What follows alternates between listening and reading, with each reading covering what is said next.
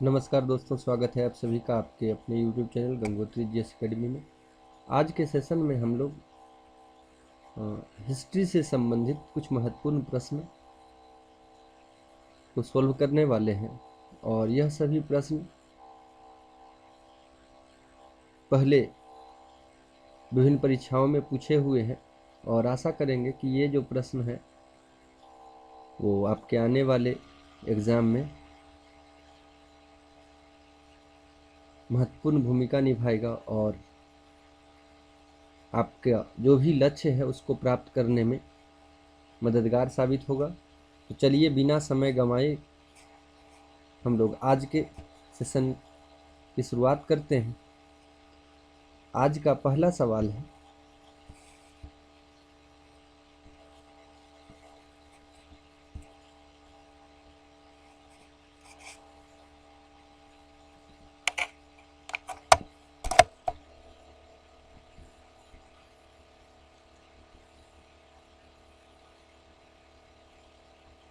Who among the following did not revolve the control of the English East India Company? इनमें से किसने अंग्रेजी east India company के control के खिलाफ बगावत नहीं की? तो आप लोग को बताना है कि कौन से राजाओं ने ईस्ट इंडिया कंपनी के कंट्रोल के खिलाफ बगावत नहीं की थी। पहला विकल्प है विजयनगरम का राजा, दूसरा विकल्प है हैदराबाद का निजाम, तीसरा विकल्प है तमिलनाडु के पोलीगार और चौथा विकल्प है आप लोग के सामने त्रावणकोर के दीवान वेलुथम्पी। तो फटाफट आंसर कीजिए और देखते हैं कि किनका जवाब सही है। तो चलिए दोस्तों, इसका सही आंसर होगा निजाम ऑफ हैदराबाद। ठीक है, तो निजाम ऑफ हैदराबाद यानी हैदराबाद का जो निजाम है उसने ईस्ट इंडिया कंपनी के कंट्रोल के खिलाफ बगावत नहीं की। देखिए, ईस्ट इंडिया कंपनी के शासन से पूर्व ही विजयनगर साम्राज्य समाप्त हो गया था और निजाम हैदराबाद का शासक जो अब तेलंगाना में है,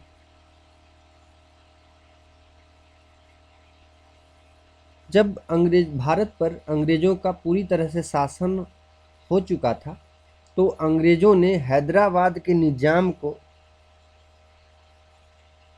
शासन करने की स्वीकृति दी थी। यही कारण है कि हैदराबाद का निजाम जो है वो ईस्ट इंडिया कंपनी के कंट्रोल के खिलाफ बगावत नहीं की थी, क्योंकि हैदराबाद का जो निजाम था उसके शासन में या उसके शासन के कार्यकलाप में अंग्रेजों ने विद्रोह नहीं किया था। अंग्रेजों ने उसको पहले के जैसा शासन करने में कोई रोक टोक पैदा नहीं किया। इसके कारण ये हैदराबाद का निजाम जो है वो अंग्रेजी ईस्ट इंडिया कंपनी के खिलाफ बगावत नहीं की थी। ठीक है, तो इसका सही आंसर होगा हैदराबाद का निजाम। चलिए अगले सवाल की ओर हम लोग चलते हैं। चलिए अगला सवाल है,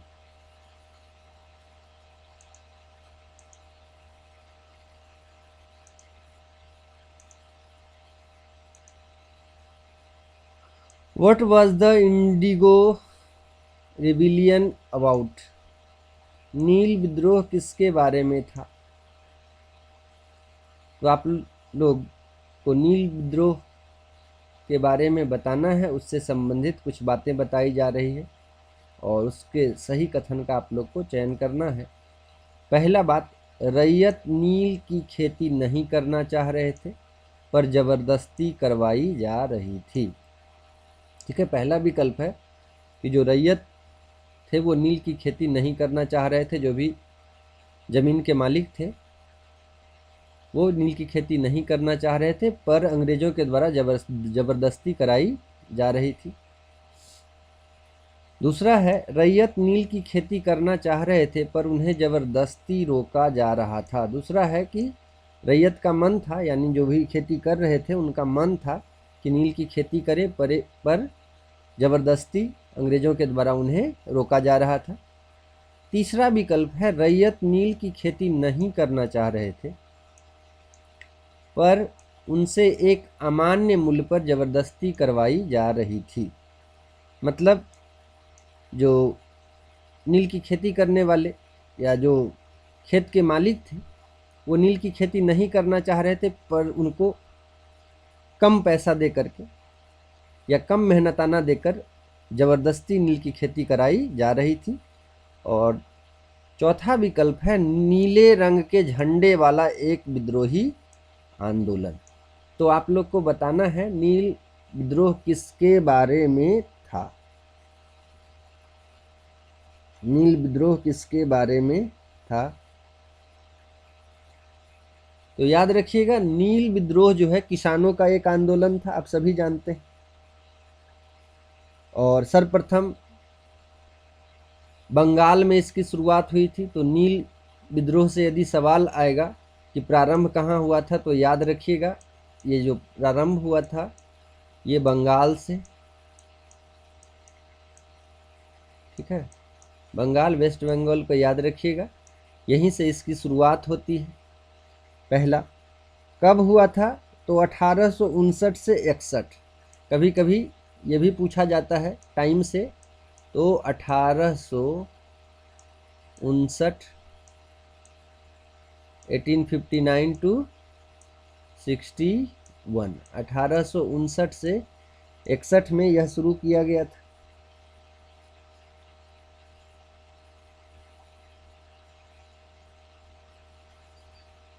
और विश्व स्तर पर नील की भारी मांग थी, विश्व स्तर पर नील की भारी मांग थी। और नील का जो व्यापार था वो अंग्रेजों के लिए काफ़ी लाभदायक था, काफ़ी लाभदायक था। और यही कारण था कि यूरोपीय बागान के जो मालिक थे भारतीय किसानों को खाद्यान्न फसल करने से रोकते थे और उन्हें नील का उत्पादन करने पर मजबूर करते थे।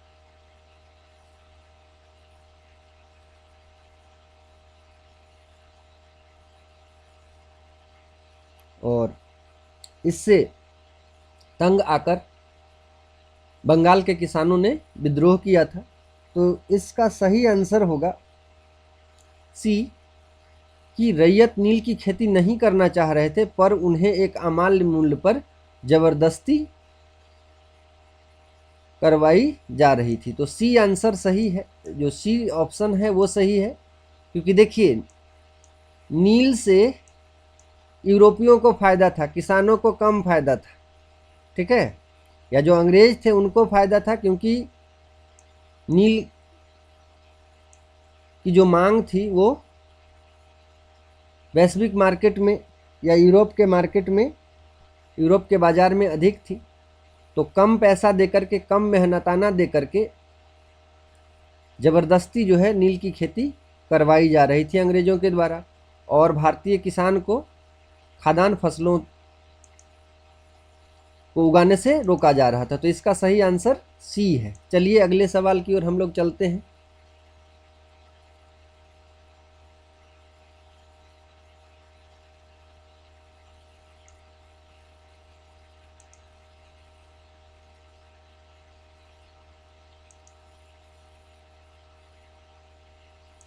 Next, who wrote the book poverty and un-British rule in India? Poverty and un-British rule in India पुस्तक किसने लिखी? आपके पास विकल्प है आरसी दत्त, दादा भाई नौरोजी, बिपिन चंद्र पाल और लाजपत राय। तो आधुनिक भारत से सवाल है, और आधुनिक भारत से सबसे ज़्यादा सवाल, यदि हिस्ट्री की बात करें, इतिहास की बात करें, तो सबसे ज़्यादा सवाल इसी पोर्शन से होता है। लेकिन हम लोग क्या करते हैं कि प्राचीन भारत पे ज़्यादा फोकस करते हैं, और जो कि कभी भी ख़त्म होने वाला नहीं होता है। और अभी का ट्रेंड जो है एग्ज़ाम में देखिएगा तो वो आधुनिक भारत, मॉडर्न इंडिया से सवाल ज़्यादा पूछा जाता है। चलिए तो poverty and un British rule in India, इसके लेखक के बारे में बताना है आप लोग कि इस पुस्तक की रचना किसने की या यह पुस्तक किसने लिखी।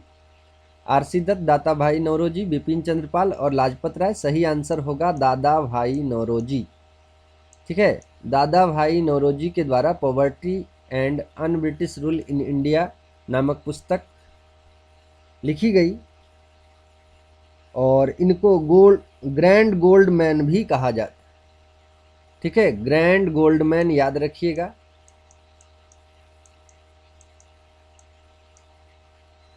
Grand old man.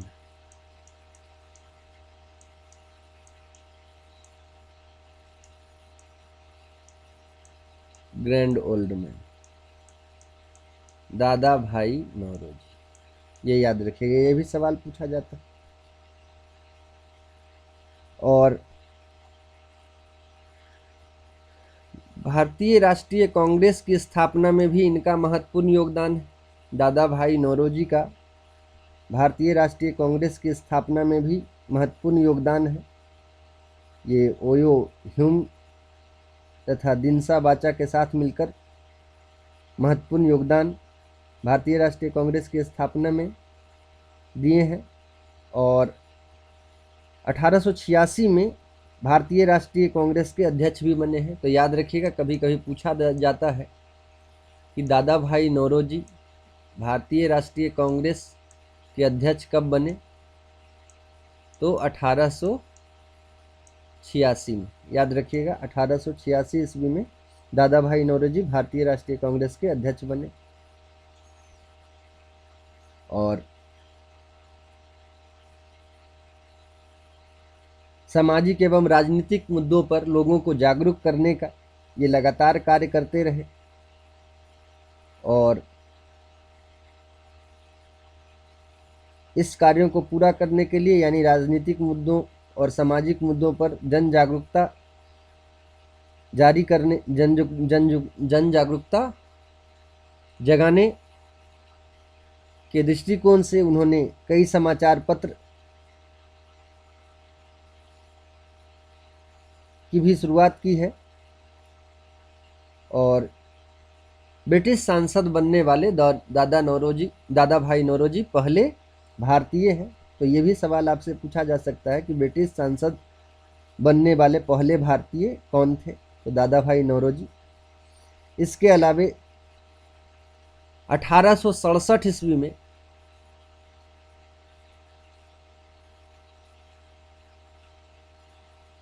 इन्होंने धन की निकासी का सिद्धांत दिया। ठीक है, 1867 इसमें धन की निकासी, याद रखिएगा, धन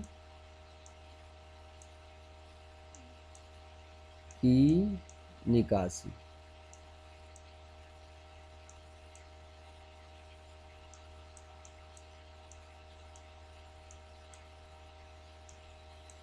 धन की निकासी का सिद्धांत दिया। और ये जो धन की निकासी का सिद्धांत है, इसका वर्णन इन्होंने poverty and un British rule in India नामक पुस्तक में किया है। तो याद रखिएगा, ये भी सवाल पूछा जा सकता है कि धन की निकासी का सिद्धांत किसके द्वारा दिया गया था, तो दादा भाई नौरोजी के द्वारा दिया गया था। ग्रैंड ओल्ड मैन किन्हें कहा जाता है, दादा भाई नौरोजी के द्वारा, दादा भाई नौरोजी को कहा जाता है। इसके अलावे किस पुस्तक में धन की निकासी के सिद्धांत का वर्णन किया गया है, तो poverty and un British rule in India. इस पुस्तक में दादा भाई नौरोजी ने धन की निकासी के सिद्धांत की व्याख्या की है, इसका वर्णन किया है। तो चलिए अगले सवाल की ओर हम लोग चलते हैं।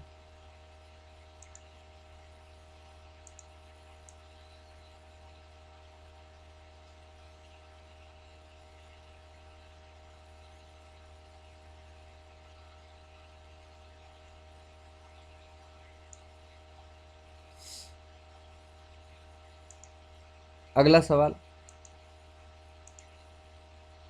Which one of the following was not a nationalist newspaper. निम्न में से कौन सा एक राष्ट्रवादी समाचार नहीं था। तो बताना है कि यहाँ पे कुछ समाचार पत्र का नाम दिया है, उसमें बताना है कि कौन सा समाचार पत्र है जो नेशनलिस्ट नहीं था, यानी राष्ट्रवादी समाचार पत्र नहीं था। आपके पास विकल्प है द हिंदू, द महरता, बंगाली और द टाइम्स ऑफ इंडिया। ठीक है,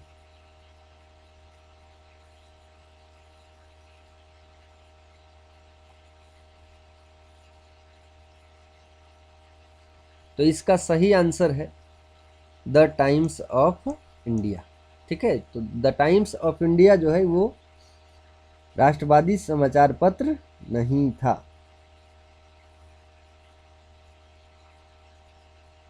टाइम्स ऑफ इंडिया, इसके अलावे मद्रास मेल,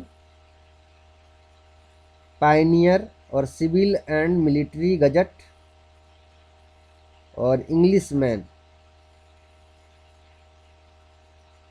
इत्यादि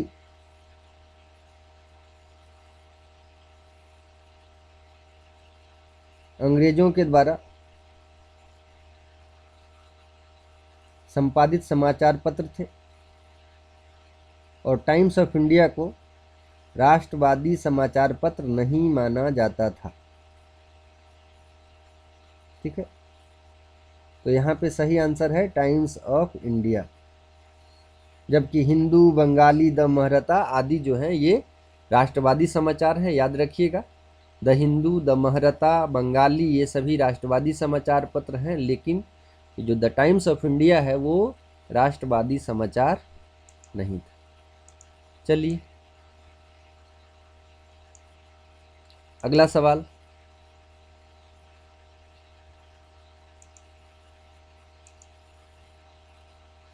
प्रार्थना समाज, यंग इंडिया, प्रार्थना समाज, यंग इंडिया, लोक हितवादी, सत्यशोधक समाज, रहनुमाई मजदेसन सभा के निम्न विकल्पों में से सही संयोजन पहचानिए। ठीक है, आपके पास विकल्प है गोपाल हरि देशमुख, आत्माराम पांडुरंग, मोहनदास करमचंद गांधी, ज्योतिबा फुले, नौरोजी खुर्दोंसी। बी में है आत्माराम पांडुरंग, मोहनदास करमचंद गांधी, गोपाल हरि देशमुख, ज्योतिबा फुले और नावेजी खुर्दोंजी। सी में है आत्माराम पांडुरंग, ज्योतिबा फुले, मोहनदास करमचंद गांधी, गोपाल हरि देशमुख, नौरोजी खुर्दोंजी।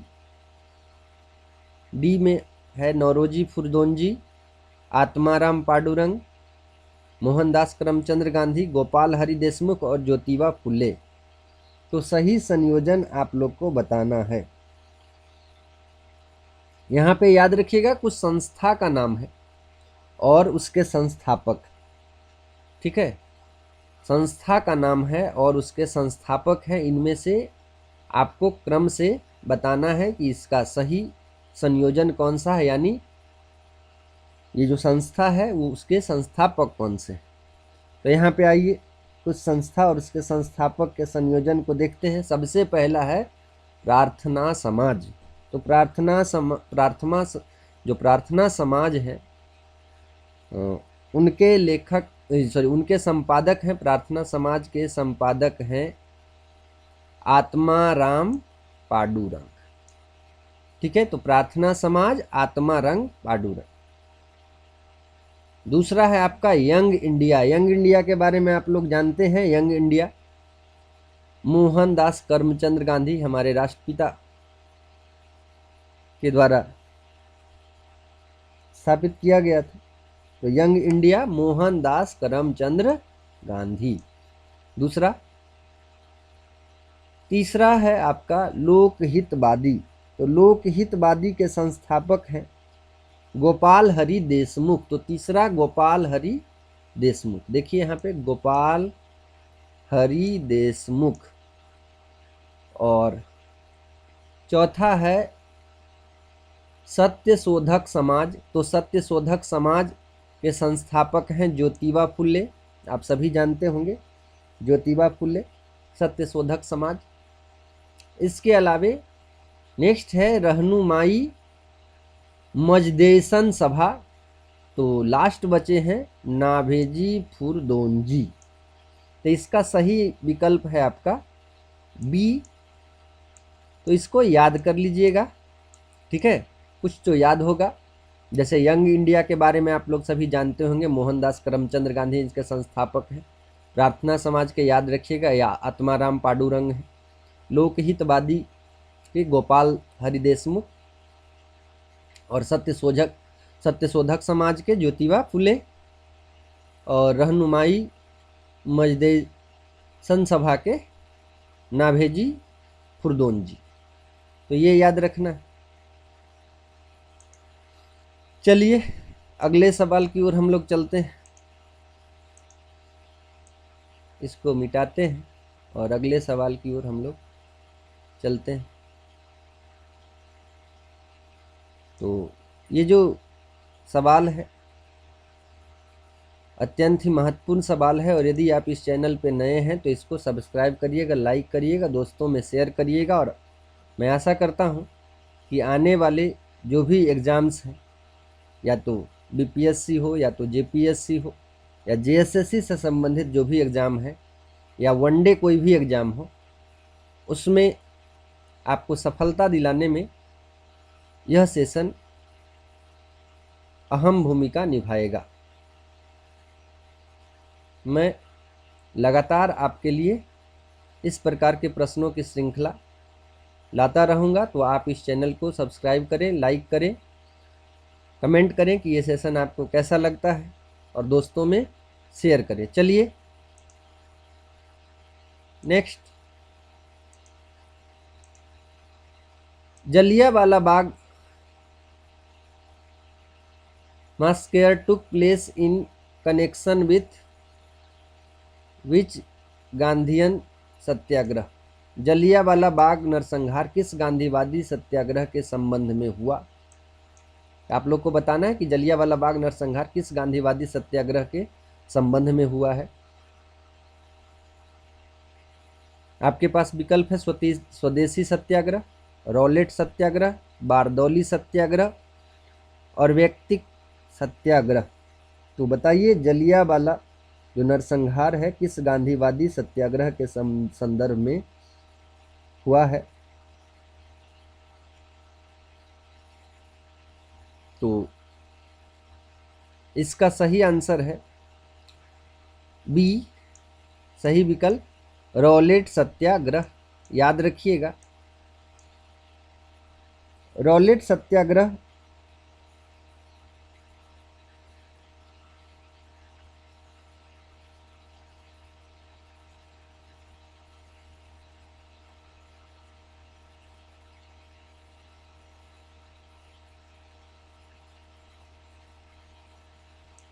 उन्नीस सौ 19 ईस्वी में, याद रखिएगा, रॉलेट एक्ट आता है। रॉलेट एक्ट सभी लोग जानते होंगे। रॉलेट एक्ट, ये जो रॉलेट एक्ट लाया जाता है, रॉलेट अधिनियम लाया जाता है, ये रॉलेट सत्याग्रह को दबाने के लिए लाया जाता है। ठीक है, 1919 ईस्वी में रॉलेट एक्ट जो है रॉलेट सत्याग्रह को दबाने के लिए लाया जाता है, और इसके विरोध में पंजाब के जलियांवाला बाग नामक स्थान में 13 अप्रैल, याद रखिएगा, 13 अप्रैल 1919 ईस्वी, 13 अप्रैल 1919 ईस्वी में एक सभा का आयोजन किया गया था। 13 अप्रैल 1919 ईस्वी में एक सभा का आयोजन किया गया था, और उस सभा में जनरल डायर का नाम याद रखिएगा, जनरल डायर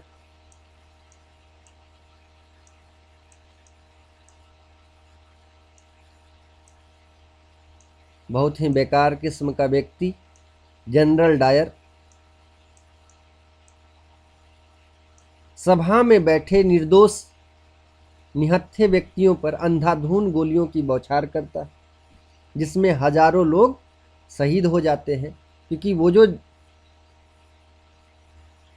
सभा चल रही थी, उस सभा में या उस सभा से निकलने का जो रास्ता था सिर्फ एक छोटा सा गली था, उसको ब्लॉक करके निहत्थों और उस सभा में बैठे लोगों पर अंधाधुंध गोलियां चलाई गई थी। तो याद रखिएगा, जलियांवाला बाग नरसंहार रॉलेट सत्याग्रह से संबंधित है। रॉलेट सत्याग्रह को दबाने के लिए 1919 ईस्वी में रॉलेट एक्ट लाया जाता है और रॉलेट एक्ट के विरोध में 13 अप्रैल 1919 को पंजाब के जलियांवाला बाग नामक स्थान पर एक जनसभा होती है। उस जनसभा में निहत्थे लोगों पर जनरल डायर के द्वारा अंधाधुंध गोलियां बरसाई जाती है और इसमें हजारों लोगों की मौत होती है। तो चलिए अगले सवाल की ओर हम लोग चलते हैं।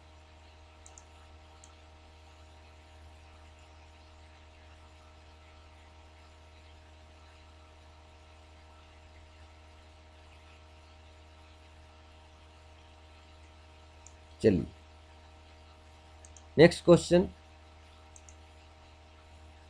थोड़ा सा बड़ा सवाल है।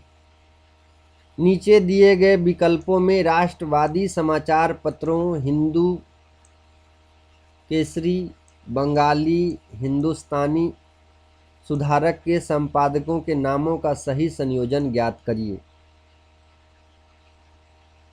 ठीक है, यहाँ पे समाचार पत्र दिया है और उसके संपादक हैं और उसका सही जो संयोजन है उसको आप लोग को बताना है। सबसे पहला यहाँ पे समाचार पत्र को देखिए, हिंदू जो कि राष्ट्रवादी समाचार था, इससे पहले के प्रश्न में हम लोग देख चुके हैं राष्ट्रवादी समाचार। यहाँ पे विकल्प ध्यान दीजिएगा, पहला में है सुरेंद्र नाथ बनर्जी, जीवी सुब्रमण्य अय्यर, बाल गंगाधर तिलक, गंगा प्रसाद वर्मा और गोपाल कृष्ण गोखले। दूसरा विकल्प है बाल गंगाधर तिलक, जी सुब्रमण्य अय्यर, सुरेंद्र नाथ बनर्जी, गंगा प्रसाद वर्मा, गोपाल कृष्ण गोखले। सी में है जी सुब्रमण्य अय्यर, बाल गंगाधर तिलक, गंगा प्रसाद वर्मा, गोपाल कृष्ण गोखले और सुरेंद्र नाथ बनर्जी। डी ऑप्शन में है जी सुब्रमण्य अय्यर, बाल गंगाधर तिलक, सुरेंद्र नाथ बनर्जी, गंगा प्रसाद वर्मा और गोपाल कृष्ण गोखले। तो यहाँ पे संयोजन करना है। सबसे पहले है द हिंदू का है हिंदू, हाँ सबसे पहले है हिंदू और हिंदू के जो संपादक हैं उनका नाम है जी सुब्रमण्य अय्यर। ठीक है, जी सुब्रमण्य अय्यर। चलिए जी सुब्रमण्य अय्यर, तो सबसे पहला जी सुब्रमण्य अय्यर और ये जो जी सुब्रमण्य अय्यर है वो दोनों में है, सी में भी है और डी में भी है। फिर आता है केसरी और केसरी का सभी जानते हैं बाल गंगाधर तिलक। केसरी समाचार पत्र के संपादक जो हैं बाल गंगाधर तिलक हैं। तो दूसरा है आपका बाल गंगाधर तिलक और सी में दोनों है, बाल गंगाधर तिलक भी यहाँ भी सी में भी और डी में भी। चलिए सी और डी दोनों में। तीसरा है आपका हिंदुस्तानी और तीसरा क्या है, तीसरा है बंगाली। तीसरा है बंगाली, हिंदू केसरी बंगाली है ना, तीसरा है बंगाली और बंगाली जो समाचार पत्र है उसके ये संपादक हैं सुरेंद्र नाथ बनर्जी। तो यहाँ से कट रहा है, तीसरा में देखिए सी में गंगा प्रसाद वर्मा है जबकि बंगाली के संपादक हैं सुरेंद्र नाथ बनर्जी। तो सही ऑप्शन देखिए डी की ओर जा रहा है। ठीक है, सही आंसर डी हो जाएगा। उसके बाद क्या है, उसके बाद है देखिए हिंदुस्तानी। तो हिंदुस्तानी के हैं गंगा प्रसाद वर्मा।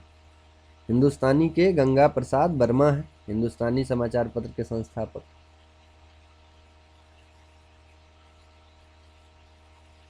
तो संपादक जो है ना। चलिए, तो ये आपका सही आंसर डी है। ये सब सवाल जो है थोड़ा सा कठिन सवाल है, इसमें आपको याद करना पड़ेगा। ठीक है, चलिए इसको ध्यान में रखिएगा।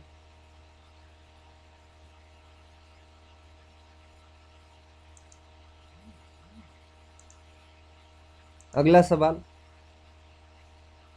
Who raise the flag of Purna Swaraj in the Congress session of 1929। 1929 के कांग्रेस अधिवेशन में पूर्ण स्वराज का पताका किसने उठाया? तो आप लोग को बताना है 1929 के कांग्रेस अधिवेशन में पूर्ण स्वराज का पताका किसने उठाया। आपके पास विकल्प है मौलाना मोहम्मद अली, पंडित जवाहरलाल नेहरू, वल्लभ भाई पटेल और सुभाष चंद्र बोस। तो बताइए 1929 के कांग्रेस अधिवेशन में पूर्ण स्वराज का पताका किसने उठाया? सही विकल्प है पंडित जवाहरलाल नेहरू। याद रखिएगा,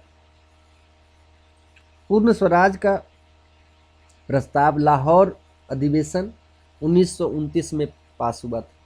तो 1929 में कांग्रेस का जो अधिवेशन है वो कहाँ हुआ था, ये भी सवाल पूछा जाता है। तो याद रखिएगा, लाहौर पाकिस्तान में है। तो लाहौर में यह अधिवेशन हुआ था और पूर्ण स्वराज का प्रस्ताव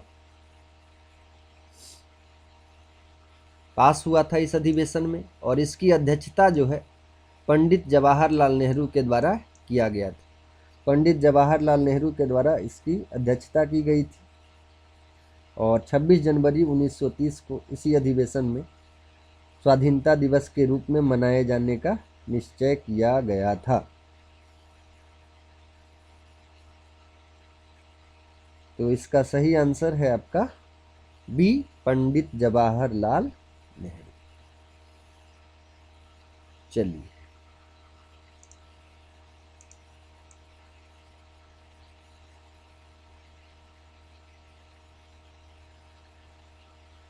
आइए अगला question, what was the age of Bhagat Singh when he threw the bomb in the assembly in protest against the government. सरकार के विरोध में असेंबली में बम फेंकने के समय भगत सिंह की उम्र क्या थी? तो भगत सिंह का उम्र बताना है कि भगत सिंह का उम्र जब वो असेंबली में बम फेंक रहे थे तो क्या थी। विकल्प है आपके पास 21 साल, 21 साल से थोड़ा ज़्यादा, 25 साल या 25 साल से थोड़ा ज़्यादा।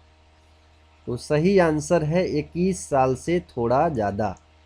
तो जब भगत सिंह के द्वारा सरकार के विरोध में असेंबली में बम फेंका गया था उस समय भगत सिंह की आयु 21 साल से थोड़ा ज़्यादा थी।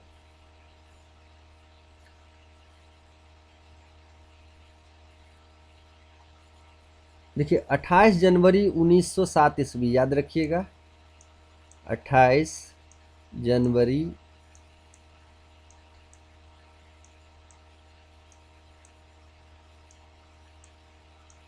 1907 लायलपुर जिला, बंगा का लायलपुर, लायलपुर याद रखिएगा, पाकिस्तान में पड़ता है। यहाँ पे इनका जन्म हुआ था।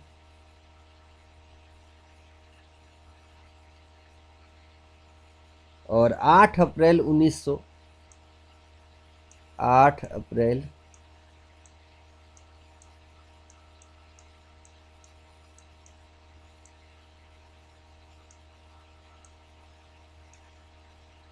1929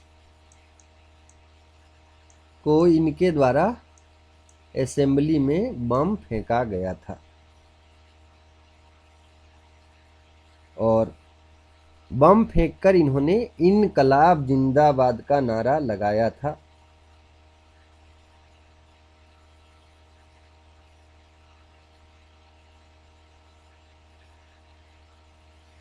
यहाँ पे बम इस प्रकार से बनाया गया था कि किसी का हत्या ना किया जाए, ठीक है, किसी की मृत्यु ना हो, लेकिन इस कार्य के लिए इनको फांसी दिया गया। तो याद रखिएगा इनकी आयु जो है 21 वर्ष से थोड़ा ज़्यादा थी। चलिए अगले सवाल की ओर हम लोग चलते हैं।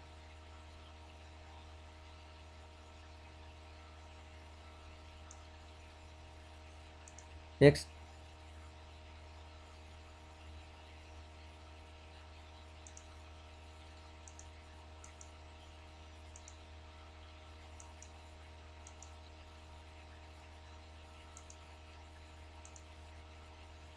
What is the most important feature of Indus valley civilisation? Sindhu घाटी सभ्यता की सबसे महत्वपूर्ण विशेषता क्या है? तो सिंधु घाटी सभ्यता की सबसे महत्वपूर्ण विशेषता क्या है? विकल्प है पक्की ईंट से बनी इमारत, प्रथम असली मेहराब, पूजा स्थल, कला और वास्तु।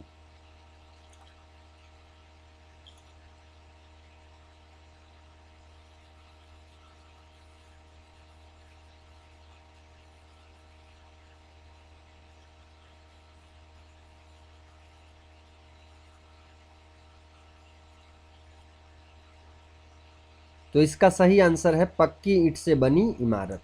ठीक है, ये सिंधु घाटी सभ्यता की जो है इंडस वैली सिविलाइजेशन की सबसे महत्वपूर्ण विशेषता पक्की ईंट से बनी इमारत है।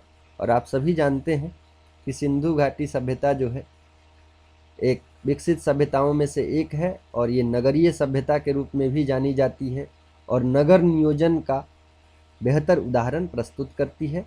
तो इसका जो महत्वपूर्ण विशेषता यहाँ पे ऑप्शन में है पक्की ईंटों से बनी इमारत है। तो इसका सही आंसर ए है। चलिए आइए अगले सवाल की ओर हम लोग चलते हैं। नेक्स्ट सवाल, Megasthenes was a messenger of. Megasthenes दूत था। विकल्प है आपके पास सेल्यूकस का, सिकंदर का, डेरियस का, यूनानियों का। तो याद रखिएगा मेगास्थनीज जो है सेल्यूकस का दूत था। ठीक है, मेगास्थनीज जो है वो सेल्यूकस का दूत था।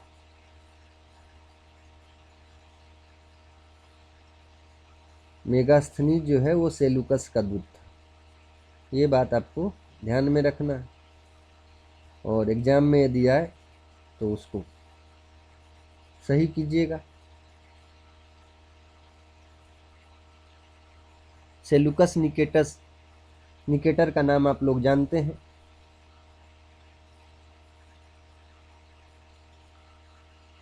तो सेल्यूकस निकेटर का ही राजदूत था मेगास्थनीज और चंद्रगुप्त मौर्य के दरबार में आया था और इनके द्वारा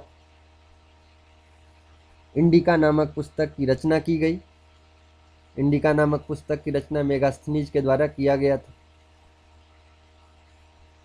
ये सेल्यूकस निकेटस का राजदूत था, मौर्य काल के साथ चंद्रगुप्त मौर्य के दरबार में आया था और इंडिका नामक बुक में मौर्य युगीन सामाजिक सांस्कृतिक विशेषताओं का वर्णन किया था।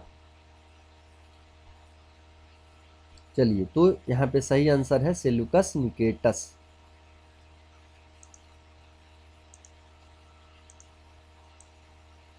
आइए अगला सवाल, अर्थशास्त्र book of Kautilya is based on which subject? Kautilya की पुस्तक अर्थशास्त्र किस विषय पर आधारित है? आपके पास विकल्प है आर्थिक संबंध, शासन कला के सिद्धांत और अभ्यास, विदेश नीति और धन संचय। तो बताइए इसका सही आंसर क्या है कि कौटिल्य की पुस्तक अर्थशास्त्र किस विषय पर आधारित है?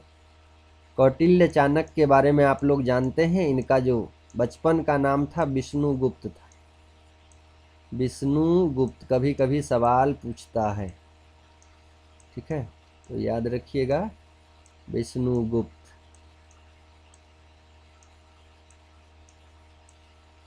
विष्णुगुप्त इनका बचपन का नाम चाणक्य का।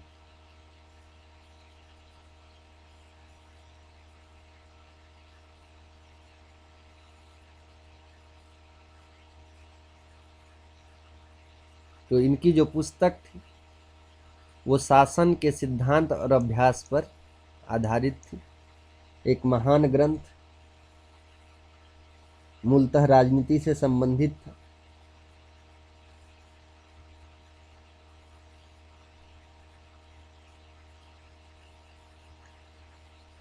इनके द्वारा इस पुस्तक में राजा का क्या कर्तव्य होता है, किस प्रकार से शासन किया जाना चाहिए, प्रजा के सुख में राजा को निरंतर लगा रहना चाहिए, ये सभी सिद्धांत के बारे में वर्णन किया गया था। तो अर्थशास्त्र जो है वो शासन कला और सिद्धांत तथा अभ्यास विषय पर आधारित था। सही विकल्प बी है।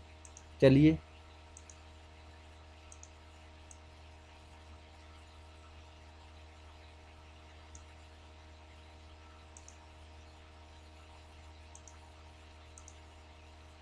अगला सवाल, whose religious book is Tripitaka.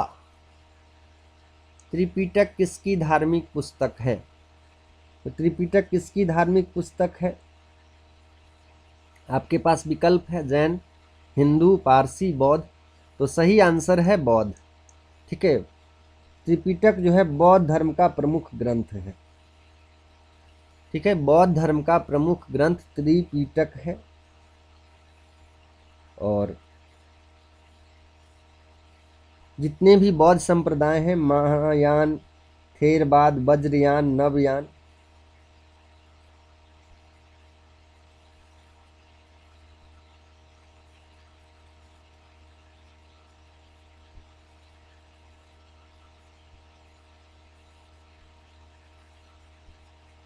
उनके द्वारा सबसे महत्वपूर्ण ग्रंथ माना गया है। यह बौद्ध धर्म का प्राचीनतम ग्रंथ है और इसमें महात्मा बुद्ध के उपदेश संग्रहित हैं। यह ग्रंथ पाली भाषा में लिखा गया। ये भी सवाल पूछा जाता है कि त्रिपिटक जो है वो किस भाषा में लिखा गया है। तो याद रखिएगा ये पाली भाषा में लिखा गया है।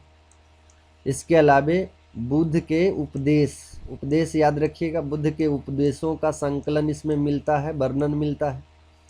बुद्ध के उपदेशों का वर्णन इसमें मिलता है।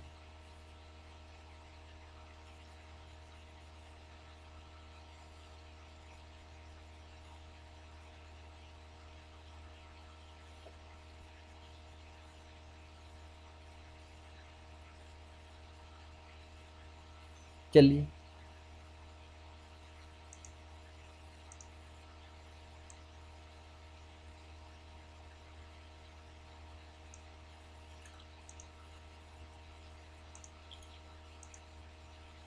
During whose reign did the famous Chinese traveler Fahien visit India. प्रसिद्ध चीन यात्री फाहियान ने किसके शासनकाल में भारत की यात्रा की? तो चीनी यात्री फाहियान भारत आया था, वो किस राजा के दरबार में या किसके शासनकाल में आया था, ये आप लोग को बताना है।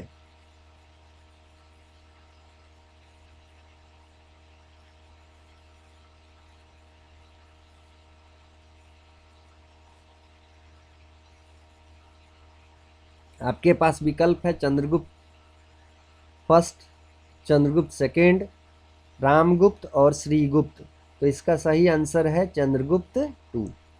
फाहियान जो है चंद्रगुप्त द्वितीय के शासनकाल में भारत आया था और नालंदा विश्वविद्यालय के बौद्ध ग्रंथों के अध्ययन के लिए यह आया था। कहाँ पे आया था यह फाहियान? तो याद रखिएगा क्या कारण से आया था। तो नालंदा विश्वविद्यालय में बौद्ध ग्रंथ का अध्ययन करना था इसको। बौद्ध ग्रंथ का अध्ययन करना था। चीनी था और चीन में बौद्ध धर्म अपनाया गया है, बौद्ध धर्म के अनुयायी ज़्यादा हैं। तो फाहियान जो है नालंदा विश्वविद्यालय में बौद्ध ग्रंथ के अध्ययन के लिए आया था।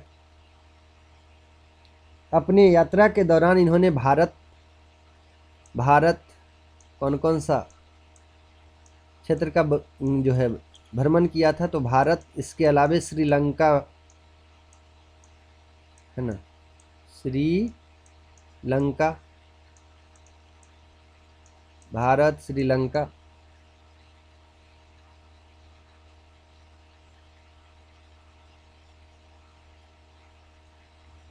नेपाल और जावा। नेपाल और जावा, इन क्षेत्रों का इन्होंने भ्रमण किया था। इंडोनेशिया में जावा है, ये याद रखिएगा। और जब ये आया था तो उस समय चंद्रगुप्त द्वितीय का शासन चल रहा था। ठीक है, ये ध्यान रखिएगा।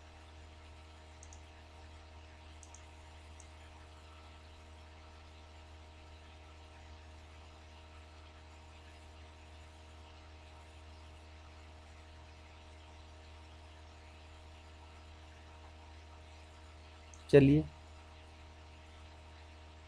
अगला सवाल, what was the Chola period famous for? Chola काल किसके लिए प्रसिद्ध था? आपके पास विकल्प है ग्राम पंचायत, राष्ट्रकूट राजवंश के साथ युद्ध, श्रीलंका के साथ व्यापार और तमिल संस्कृति की उन्नति। तो चोल का शासन किसके लिए प्रसिद्ध माना जाता है? तो इसका सही आंसर है ग्राम पंचायत।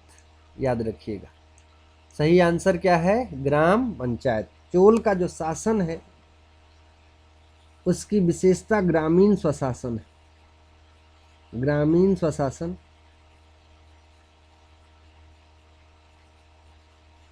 इसकी प्रमुख विशेषता है। तो सही आंसर है ग्राम पंचायत। तो चोल के काल या चोल के शासन की सबसे प्रमुख विशेषता ग्रामीण स्वशासन है। और ग्रामों में दो प्रकार की संस्था चलती थी, एक थी उर, दो संस्थाएं थी, एक उर, पहला संस्था का नाम उर और दूसरा जो संस्था है वो है सभा या महासभा। दूसरा है सभा या महासभा। तो ये जो उर है ये गांव में कार्यरत संस्था थी और सभी ग्रामीण इसमें भाग लेते थे। ठीक है, ग्रामीण भाग लेते थे।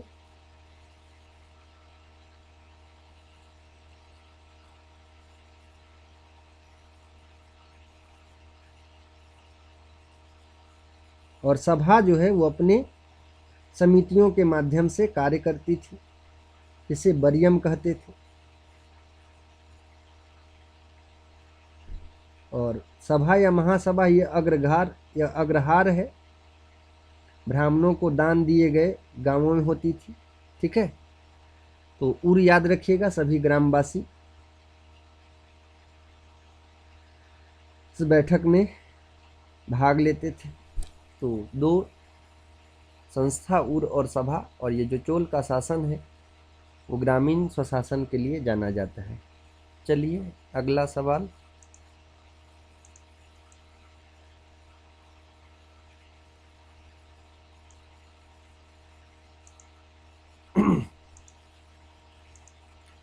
What are the attractive gates of the temple of South India called? दक्षिण भारत के मंदिरों के आकर्षक द्वार कहलाते हैं। तो आप लोग को बताना है दक्षिण भारत का जो मंदिरों का आकर्षक द्वार है उसको क्या कहा जाता है। आपके पास विकल्प है शिखर, गोपुरम, देवालय और मंडप। तो दक्षिण भारत के मंदिरों के आकर्षक द्वार गोपुरम कहलाता है। ठीक है, सही आंसर है गोपुरम। देखिए दक्षिण भारत का जो मंदिर है वो द्रविड़ शैली में बना है। ठीक है, यहाँ का जो मंदिर है वो किस शैली में है, तो याद रखिएगा ये द्रविड़ शैली में बना है। द्रविड़ शैली में यह बना है और इसका जो आकर्षक द्वार है उसको गोपुरम कहा जाता है। इसकी शुरुआत जो है द्रविड़ शैली की शुरुआत 8वीं शताब्दी में मानी जाती है। याद रखिएगा 8वीं शताब्दी में इसकी शुरुआत हुई थी। इसकी मुख्य विशेषता, इस शैली की मुख्य विशेषता थी चार दीवारी। इसकी जो प्रमुख विशेषता है, सबसे पहली विशेषता चार दीवारी, चार दीवारी पहली विशेषता यहाँ के मंदिरों की। दूसरी विशेषता गोपुरम, दूसरी विशेषता है गोपुरम, और गोपुरम को आकर्षक द्वार बोलते हैं। गोपुरम, और गोपुरम क्या है, आकर्षक द्वार। चार दीवारी को प्राकार बोला जाता है। ठीक है, चार दीवारी को प्राकार बोलते हैं, याद रखिएगा प्राकार। आकर्षक द्वार को गोपुरम बोला जाता है।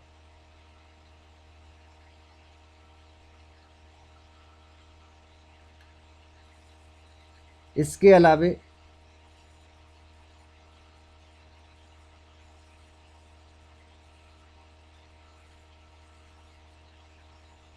गर्भगृह, तीसरा है आपका गर्भगृह। गर्भगृह जहाँ पे प्रतिमा स्थापित होती है उसको गर्भगृह कहते हैं। गर्भगृह।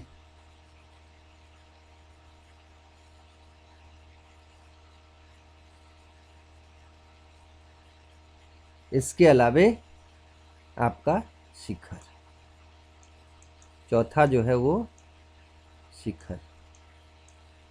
तो इस प्रकार से आपको ध्यान रखना है, चार विशेषता इसकी, चार दीवारी, गोपुरम, गर्भगृह और शिखर। तो जो आकर्षक द्वार था उसको गोपुरम कहते। चलिए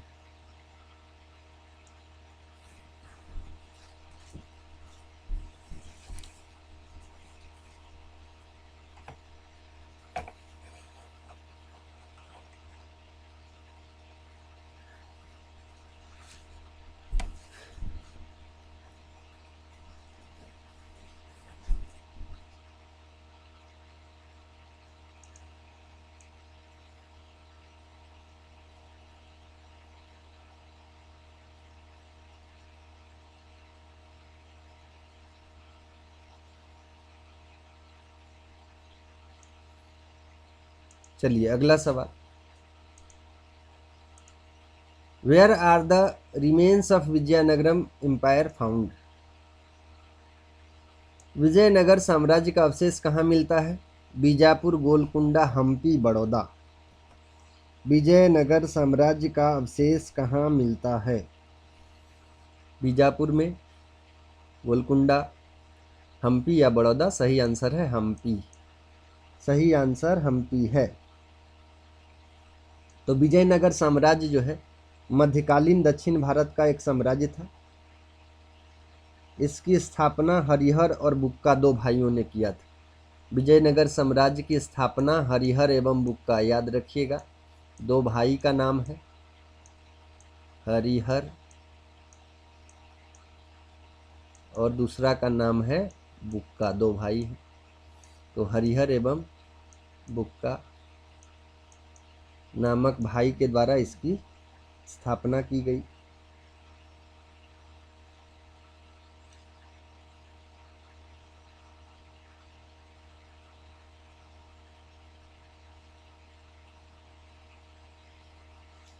विजयनगर साम्राज्य की जहां तक बात करें तो चार वंशों के राजाओं ने शासन किया।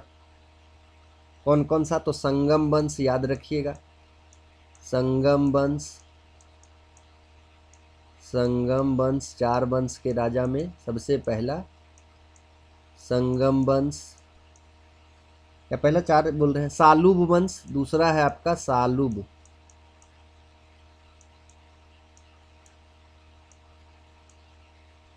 सालुब वंश, तीसरा है तुलुब वंश, तुलुब है ना, तुलुब वंश, और चौथा है अरबिंदु वंश,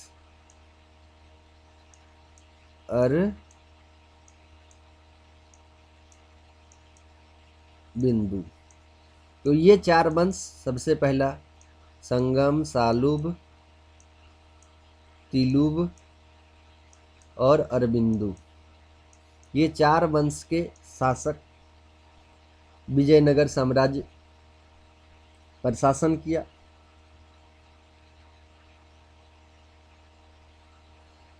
सबसे ज्यादा, याद रखिएगा, सबसे ज्यादा समय तक संगम वंश के राजाओं ने, ज्यादा समय, याद रखिएगा, संगम वंश के शासक ने सबसे ज्यादा समय तक यहाँ अपना साम्राज्य चलाया, और सबसे कम सालुब वंश, सबसे कम शासन सालुब वंश।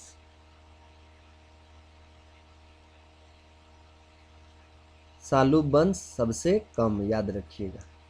तो यहाँ का जो अवशेष है वो हम्पी में मिलता है, कर्नाटक राज्य में हम्पी शहर है, और यह एक विश्व विरासत स्थल है। ठीक है, तो चलिए यहाँ से दो तीन सवाल पूछा जा सकता है।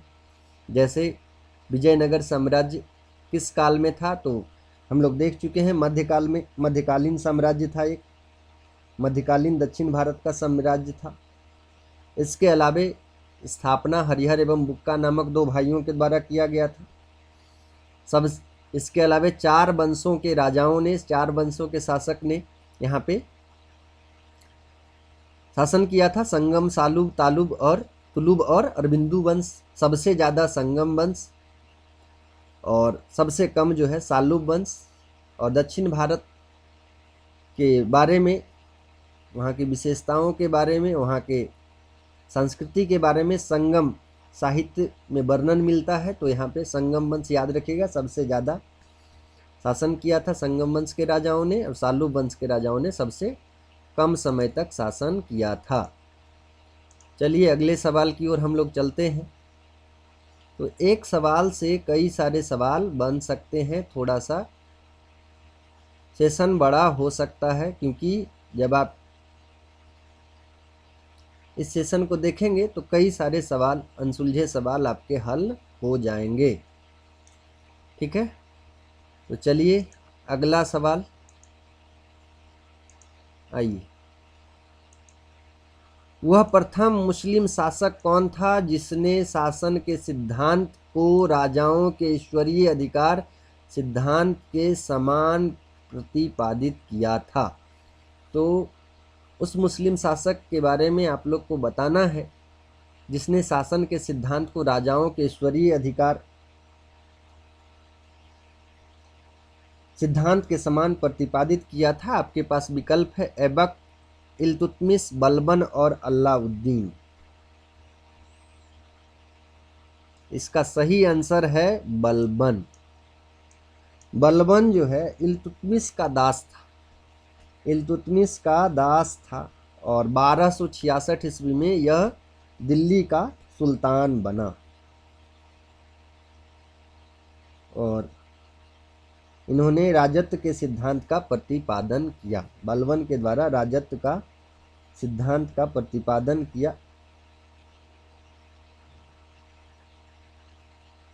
राजत्व का सिद्धांत, सुल्तान, नियाते खुदाई अर्थात ईश्वर का प्रतिनिधि, इसने जिल्ले इलाही की उपाधि ली। ठीक है, जिल्ले इलाही की उपाधि बलबन के द्वारा, याद रखिएगा। तो ईश्वरीय सिद्धांत या राजत्व का सिद्धांत का प्रतिपादन इसी के द्वारा किया गया था। राजत्व सिद्धांत अर्थात ईश्वर का प्रतिनिधि, और जिल्ले इलाही की उपाधि इसने धारण की थी। चलिए, तो सही answer Balban.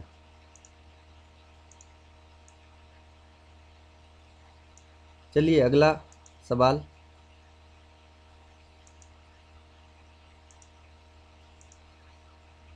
When did the use of paper start in India? Bharat में कागज का प्रयोग कब से प्रारंभ हुआ?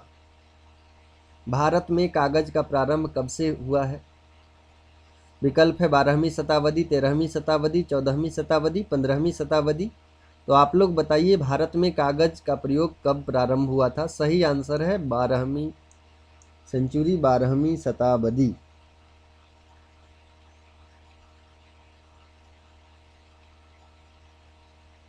भारत में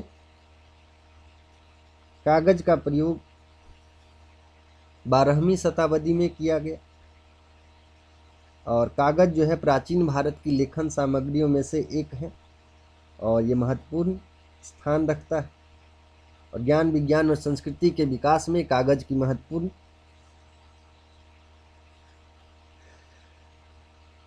कागज के योगदान का महत्वपूर्ण योगदान है। सबसे पहले यहाँ से सवाल पूछा जा सकता है कि सबसे पहले कागज का प्रयोग कहाँ हुआ था? तो याद रखिएगा चीन में। सबसे पहले कागज का प्रयोग कहाँ हुआ था? तो चीन में। ये कई बार सवाल भी पूछा गया है एग्जाम में। तो चीनी व्यक्ति के द्वारा जो है सबसे पहले इसका आविष्कार किया गया था कागज का। तो चीन में सबसे पहले इसका शुरुआत होता है, और ब्यासलुन नाम है चीनी व्यक्ति का, याद रखिएगा ब्यासलुन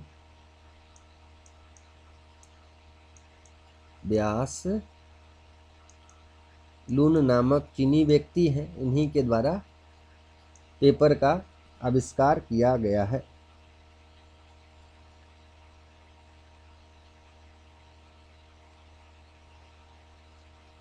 चलिए,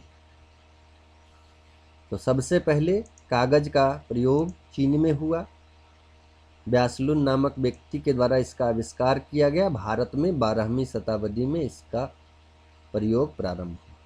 चलिए अगला सवाल।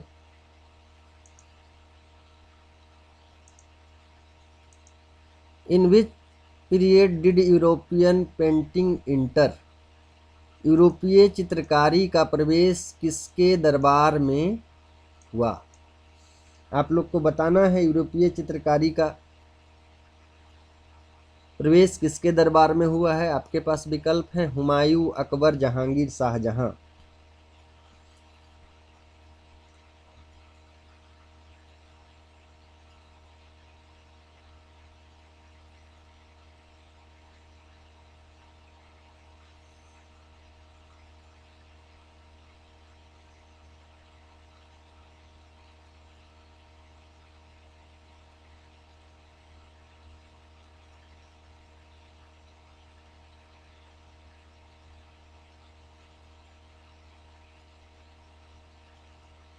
तो सही आंसर है अकबर। सही आंसर अकबर है।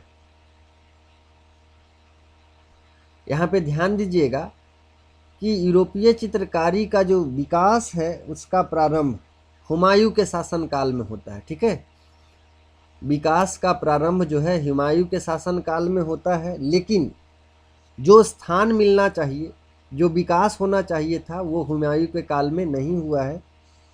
यह इनका जो पूर्ण विकास है वो अकबर के काल में हुआ है, और चित्रकारी का सामूहिक प्रकार जो प्रयास है वो अकबर के काल में किया गया। तो इसका सही आंसर अकबर है। कहीं कहीं पे हुमायूं भी आपको मिलेगा, लेकिन प्रारंभ जो है हुमायूं के शासनकाल में हुआ था। यूरोपीय चित्रकला का विकास हुमायूं के शासनकाल में प्रारंभ हुआ, लेकिन पूर्ण विकास जो है इसका ये अकबर के काल में हुआ है। चलिए अगले सवाल की ओर हम लोग चलते हैं।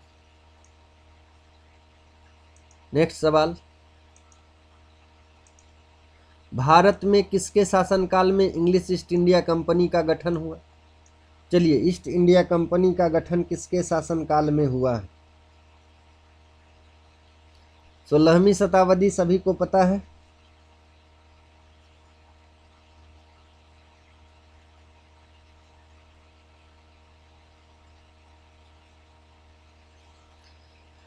1600 ईस्वी में महारानी एलिजाबेथ से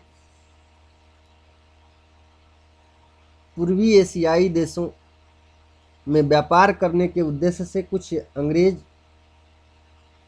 पूर्वी एशिया में आए थे और 16वीं शताब्दी या 1600 ईस्वी में ईस्ट इंडिया कंपनी की स्थापना मानी जाती है। और इस समय भारत में अकबर का शासनकाल था। ठीक है, इस समय भारत में अकबर का शासन था, जबकि ईस्ट इंडिया कंपनी को फैक्ट्री लगाने की अनुमति जहांगीर के काल में मिली। ठीक है, 1608 ईस्वी में 1608 ईस्वी में फैक्ट्री लगता है। फैक्ट्री याद रखिएगा, पहली फैक्ट्री लगाने का जो अनुमति है वो जहांगीर के काल में मिलता है। जबकि 1600 शताब्दी में ईस्ट इंडिया कंपनी की स्थापना होती है। तो भारत में किसके शासनकाल में ईस्ट इंडिया कंपनी का गठन हुआ? तो औरंगजेब। जबकि फैक्ट्री लगाने की अनुमति 1608 ईस्वी में जहांगीर के काल में मिली थी। ठीक है, इसके अलावा 1498 ईस्वी में सबसे पहले पुर्तगाली भारत में आए थे। वास्को डी गामा कालीकट पर पहुंचा था, ये याद रखना है। कभी कभी भारत में यूरोपियों का क्रम पूछा जाता है, तो सबसे पहले पोर्तुगीज आते हैं। पी से पोर्तुगीज याद रखिएगा।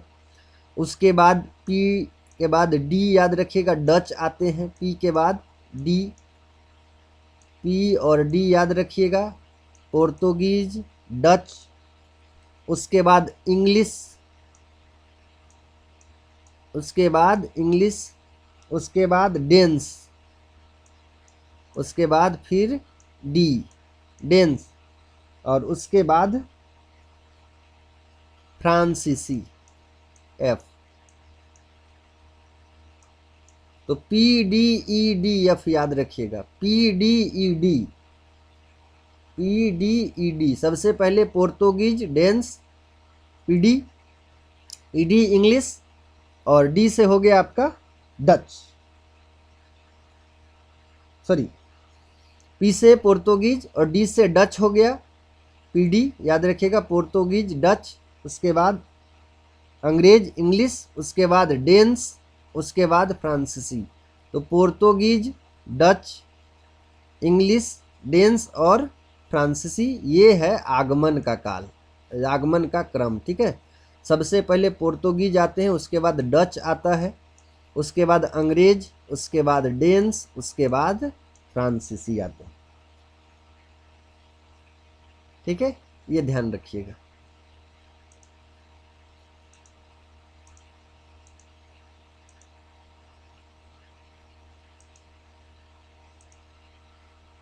आइए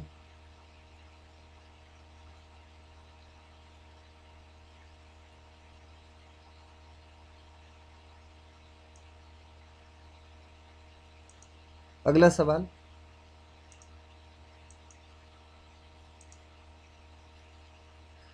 निम्न में से किस देशी रियासत को अंग्रेजों ने अपने क्षेत्र में नहीं मिलाया?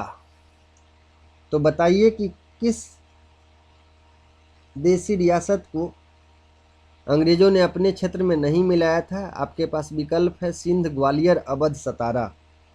सिंध, ग्वालियर, अवध, सतारा।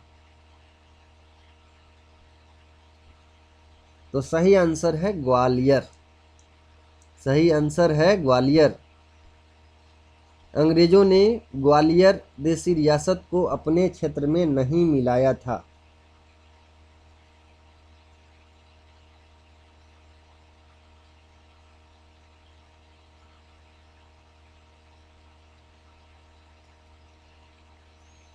अंग्रेजों के द्वारा देशी रियासतों का जो विलय है वो युद्ध के माध्यम से, इसके अलावे लॉर्ड वेलेस्ली के सहायक संधि के माध्यम से,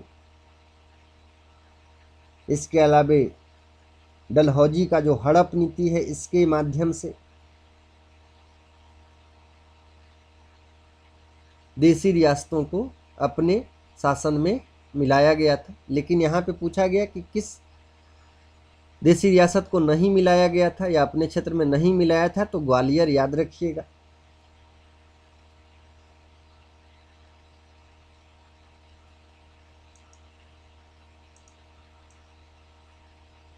चलिए अगला सवाल, where did the Moplah rebellion of 1921 take place was. ये गड़बड़ है थोड़ा, ठीक है, थोड़ा सा यहाँ पे मिस्टेक है।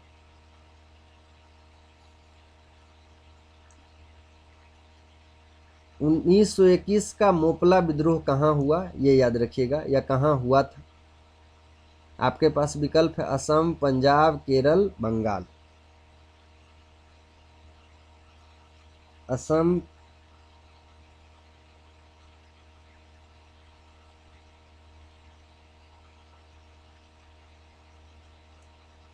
पंजाब,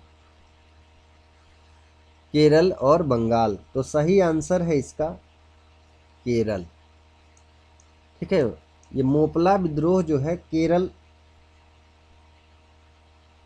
के मालाबार क्षेत्र में हुआ था। भूस्वामियों के विद्रोह में ये चलाया गया था। तो मोपला विद्रोह का प्रारंभ कहाँ हुआ था, केरल में हुआ था, ठीक है।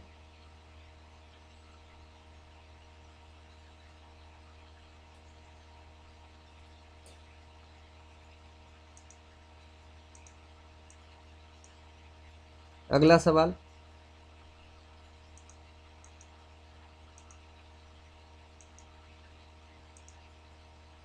भारत में स्वदेशी आंदोलन किस दौरान हुआ। गांधी जी का चंपारण सत्याग्रह, आपके पास विकल्प है बंगाल विभाजन के विरुद्ध आंदोलन, रॉलेट एक्ट के विरुद्ध विद्रोह और असहयोग आंदोलन।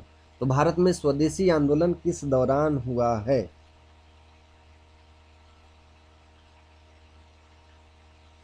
तो सही आंसर है बी, बंगाल विभाजन के विरुद्ध आंदोलन। भारत में स्वदेशी आंदोलन की शुरुआत बंगाल विभाजन के विरोध स्वरूप हुआ था।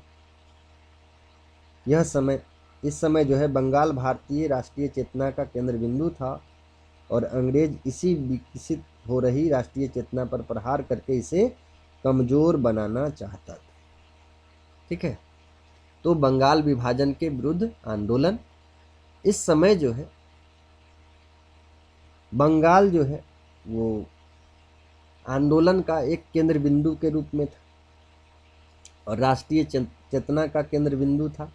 अंग्रेज यह नहीं चाहता था कि यहाँ पे राष्ट्रीय चेतना का विकास हो, तो इसको दमन करना चाहते थे ये लोग, और इसी राष्ट्रीय चेतना पर प्रहार करके दमन करके इसको कमज़ोर बनाना चाहता था। और इसका उद्देश्य जो था, कूट डालो शासन करो, ये तो नीति इसकी पहले से थी। तो यहाँ पे जो बंगाल था उसका जो प्रशासन था दो हिस्सों में बांटकर मूल बंगाल में बंगालियों की संख्या को कम करके अल्पसंख्यक बनाना था। और इस प्रकार से यह जो है धार्मिक आधार पर विभाजन करना चाहता था और इस आंदोलन को दमन करना चाहता था। तो याद रखिएगा, भारत में स्वदेशी आंदोलन किस दौरान हुआ था, तो बंगाल विभाजन के विरुद्ध आंदोलन। चलिए आज का अंतिम सवाल आज के सेशन का,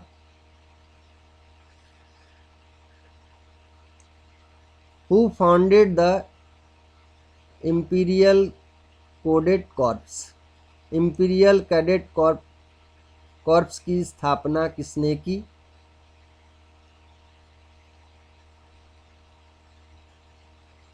आपके पास विकल्प है Lord Minto, Lord Lytton, Lord Curzon और लॉर्ड रिपन।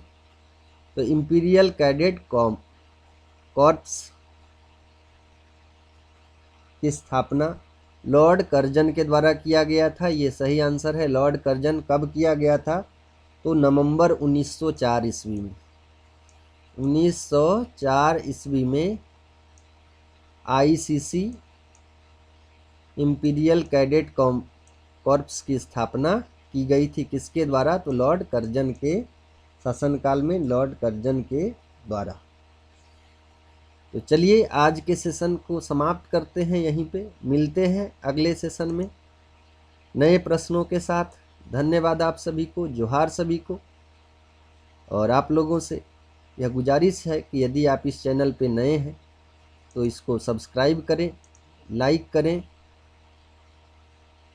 और दोस्तों में शेयर करें। तो चलिए धन्यवाद।